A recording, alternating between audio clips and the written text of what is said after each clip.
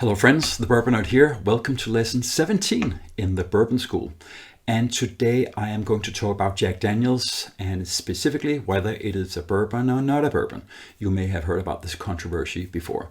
And of course, to help me through this episode, I am sipping on a very nice Jack Daniels here. It's the Heritage Barrel. It's probably the best Jack Daniels I ever had. Very difficult to get hold of, unfortunately. But cheers. Very nice. All right. So the topic today, as you may have noticed, if you buy a bottle of Jack Daniels, no matter what kind of product it is, it says Tennessee whiskey rather than bourbon on the label. And to take matters even further, when they do ads like the one I have next to me here, they specifically tell people it's obviously not Scotch and it's not bourbon, it is simply Jack. So what is this debate and why is it not really a bourbon? Because it sounds like it should be a bourbon. Well, if you go to Google to try to get some help, it won't really help you because as you can see here, I did the search.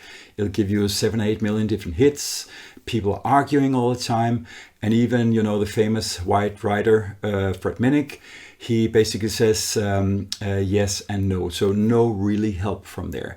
So actually what I'll be tackling today is that I'll tell you why and how, this whole debacle started. I'll go into a little bit of details. I'll go back all the way to Prohibition to figure out, when this is all started here. I will also tell you what the actual definition of Tennessee whiskey is, because I haven't covered that until now in previous lessons. And then I will compare bourbon to Jack Daniels with all the rules, so we can see if there really is a difference. And then, because this is the central part of the whole debacle or disagreement here, I will cover something called the Lincoln County process, because this is where at least Jack Daniels claims they are differentiating themselves a little bit from bourbon. All right, so let's get started. So all of this started with a guy you may not have heard about before, the guy here left to me. So Reagor Motlow, I hope I pronounced that correctly. He was Jack Daniels' grandnephew. He actually owned the distillery at one point, and he's actually the driving force between this push for Tennessee whiskey as a category. And if we look a little bit at the calendar here, I have a list of events here that I call a crazy series of events, because you will see in a second that this is not your normal conversation that you will typically have. So of course, as you may know, in 1933, Prohibition ended in the US, but that was sort of like on a federal level. There were some states where it took a little longer for Prohibition to end. Actually, Tennessee, where Jack Daniels is made, is one of them. It took until 1937 before Prohibition was lifted in that state. It's a very, very restrictive alcohol state. To this day, there's still a lot of dry counties in Tennessee. And then what happened was that when Prohibition ended on a federal level, all the authorities basically said to all the manufacturers, okay, we're going to restart this whole whiskey industry again. You need to label your whiskey to the one that is closest to the new list of sort of approved varieties of whiskey, whereas, of course, bourbon was one of them. And then, of course, Jack Daniels had a little bit more time to prepare there. So what happens was that they actively called the authorities in 1940 and told the authorities, so just want to let you know, we actually are breaking the bourbon rules, so we cannot really label our whiskey as a bourbon, right? And the authorities said, so we've gone through your process, we've seen all the papers, how you make your whiskey, and it actually does follow all the bourbon rules, so we disagree. You should label your bourbon, your whiskey as a bourbon and not something else. They were proposing Tennessee whiskey back then. And you can imagine how crazy this is. You can imagine someone actively going through to the authorities and claiming they are breaking the rules, and the authorities says the reverse. It's normally not supposed to be that way. Normally it's the authorities that inform you you're breaking the rules and you sort of have to adhere to the rules. But in this case, it was the reverse. So it was super weird conversation right there. So then enter 1941. Then after a long debate, and I'll show you on the next page what happened there, the authorities finally, I say, gave in or something. They sort of said, okay, fine, no problem. It's your product. You can label it the way that you wanted to. And actually what specifically happened was that, and I know this is a crazy wordy slide, but I'll actually just read the lower part of the text here, because this was the official letter that Jack Daniel's received in March, after they, in January of also 1941, had informed Jack Daniel's that they could not label their whiskey as just whiskey or Tennessee whiskey. They had to put bourbon on the label. So then I'll just read the lower part here in case you're watching on a phone where you cannot really read the slide. So they're basically saying that the Bureau Laboratory has analyzed the sample submitted and has given careful consideration, however you do that, to the description of your manufacturing process. In view of the nature of this process and the result of the analyses, it has been concluded that the whiskey in question has neither the characteristics of bourbon or rye whiskey, but rather a distinctive product, which may be labeled just whiskey. Accordingly, no objection will be interposed to the continued use of the brand level, which was the subject of the Bureau's letter in January 28, 1941. So they're basically saying, okay, after this analysis, and I still wonder how this analysis was made, because bourbon and Tennessee whiskey is very, very close to each other. They were basically saying, okay, fine, it is a distinct sort of profile, so you are now allowed to label it just whiskey. And remember, back then, and actually to this day, I'll come back to that, there was no category just called Tennessee whiskey. There was just whiskey if people didn't want to call their product bourbon or rye or corn or whatever. So that's actually what ended up here. But what's going on? What was sort of Jack Daniel's claim that they were doing differently? And I'm gonna unveil that slide by slide in the next few minutes so you can see what is going on. So let's just take Tennessee whiskey. So Tennessee whiskey, it actually follows all the bourbon rules. But of course, not surprisingly, it must be made in the state of Tennessee. Not surprising there. And those rules, I think they were made in 2013. They're still not approved on a federal level, so there's no federal category called Tennessee whiskey. But of course, on the state level, in the state of Tennessee, it is the law there. If you write Tennessee whiskey on your label, you must follow these rules. And the third one that I didn't mention is that it has to use this Lincoln County process, and this is where all the controversy and disagreement lies. There's a little asterisk there. There was actually a manufacturer called Benjamin Pritchett's that decided that they do not want to use this process, which I will tell you about in a short while. So they were sort of grandfathered in. They were allowed, because they were using something else before this legislation, to still be able to write Pritchett's, Tennessee whiskey on the label, even though they are not using the Lincoln County process. Okay, all right, let's go into details then. So now it becomes the plot thickens, if you will, because if you compare bourbon to Jack Daniel's. So I made a list here, and I know it's a subjective list. You could have had other things there, but I've actually added all the bourbon rules here. So if you look at this table here, you know, they're both made in the US. They can be made in Tennessee. They're both, you know, minimum 51% corn, etc., etc., etc. So if you follow some of my previous lessons, you will see that this is basically a repeat of all the requirements for bourbon as well. So they are actually identical. And I can understand why people say, so what exactly is the difference here? And I'll come on to that right now. Because this Lincoln County process, so it is made for, named for Lincoln County, Tennessee. This is actually where Jack Daniel's used to be located. They're not there anymore. They're in Lynchburg. You know, a little bit ironic because there are two distilleries still in Lincoln County. One of them is actually Benjamin Pritchett's, the one that is not using Lincoln County process. So there you have it. And this Lincoln County process, it is a way to filter your whiskey before it gets into the barrel. I mean, we've been talking about filtering in some of these lessons before, but that's typically after the whiskey has been aged.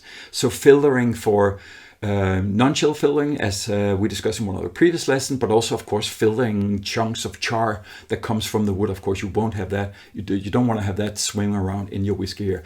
But this is filtering the White Dog, the new whiskey, the clear, transparent whiskey, before it enters into the barrels.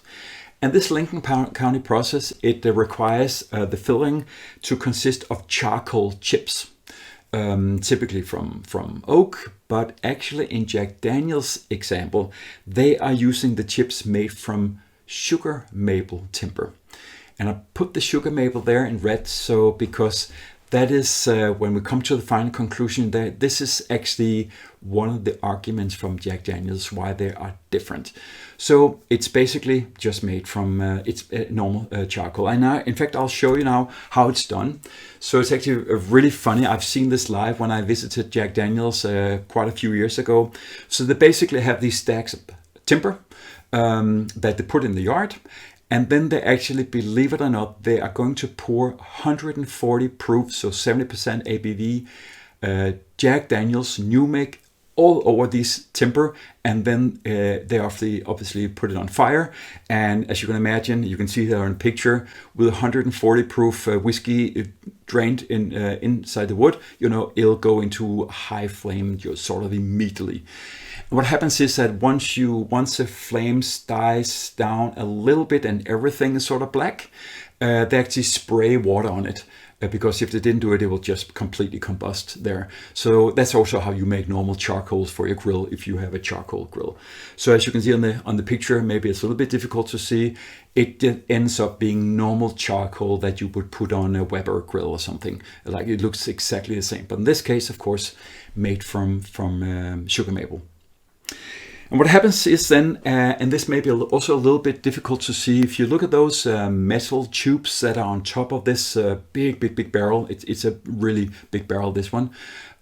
This is actually whiskey, the new make, that they just come off the distillery, that drips down through this layer of sugar maple charcoal. And they call this charcoal mellowing because the point is that they want to mellow the whiskey, and I'll come back to that in a second. And in Jack Daniel's example, this layer is about 10 feet deep, so quite big. So it actually takes, because it's literally just dripping out of this, it takes 3 to 5 days to get from the top to the bottom. And then, of course, when it gets to the bottom, it gets into the barrel, and then it's being aged like any other bourbon or rye whiskey out there. Okay. But then what actually happens in this charcoal mellowing? What is the whole purpose of this? And it's interesting because I found a study that was made in 2019. And they actually tried to analyze exactly the whiskey before this charcoal mellowing, as Jack Daniel's call it, and after the charcoal mellowing. And they, in this particular study, they sort of found, I think, 35 different compounds, and they were identified by two very, very different methods.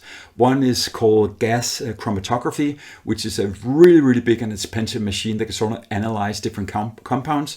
And the other one simply by good old sniffing, the olfactory system by human beings. And they were able to, of all the 35 compounds, they were able to at least quantify, with the first study here, 4 different compounds. 2 of them were sort of a special kind of alcohols called branched alcohols. I'm not going into those details right now. And also 2 esters, and I think I'll cover esters in more detail in another lesson. And they turned out that these branched alcohols, which are sort of very smelly and it smells like alcoholish, right, a little bit tough on the nose, they were reduced by 35%, about a third. And these esters, which is actually have some very nice notes, of course, but also quite intense, they were reduced by 50%. So the people doing the sniffing part, they were reporting back when they were sniffing the whiskey after it had been charcoal mellowed, it just smelled a little bit mellow as well, as the method is also called there. So that's actually what is happening. Whether exactly the same would have happened if they just put it into the barrel and aged it and come out of the barrel, I will leave that up to someone else to speculate. But it's probably going to be exactly the same in the barrel. That's what I'm thinking. So then, and now we're getting to the meat here. So filtering, right? It removes things. It doesn't add things, of course, right?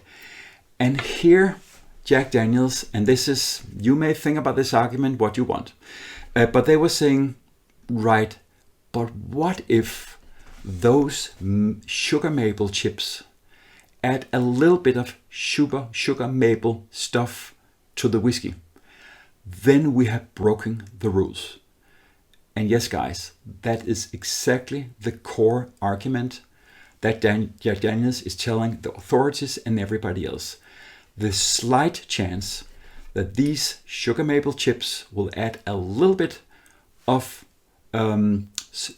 compounds from the sugar maple to the whiskey itself, and thus breaking the bourbon rule. So one of the most important bourbon rules, and that rule is that you cannot add anything to a bourbon except water. But in Jack Daniels' case here, they're claiming, yeah, but we may be able to add a little bit from this sugar maple charcoal filtering, even though filtering is supposed to take stuff out. So it's a little bit far out there, but I think it is a brilliant marketing ploy from Jack Daniels. So they're basically taking this category and being proud manufacturers in Tennessee, saying, we're not bourbon, we make Tennessee whiskey because we have this rule and we have this method, so it cannot be bourbon. So actually, that is the core argument why Jack Daniels are claiming their bourbon is not, their whiskey is not a bourbon, but rather a Tennessee whiskey. Yeah. So here's the conclusion. So is it then really a bourbon or is it not a bourbon? Well, it adheres to all the bourbon rules. So guys, it is a bourbon. So it's a yes. But of course, it's their product. They can decide what they do. They don't interfere with any rules because, as you remember from previously, they did get a letter in 1941 allowing them to actually continue this and not calling it bourbon. And since it is their product, it is a no. So that is what I'm sticking with. And that's also why you saw in the beginning Fred Minnick and other people saying both yes and no, which of course is not very helpful, but now you at least know why there's a yes and why there's a no. So you can say it's a bourbon in all but the name, basically. So there you have it. And just to add a little bit to the confusion here, I have two bottles here, just so you know that in case you thought, okay, so it's Tennessee thing or it's a charcoal filtering thing. No, because the one on the very far left here, it is a Tennessee bourbon.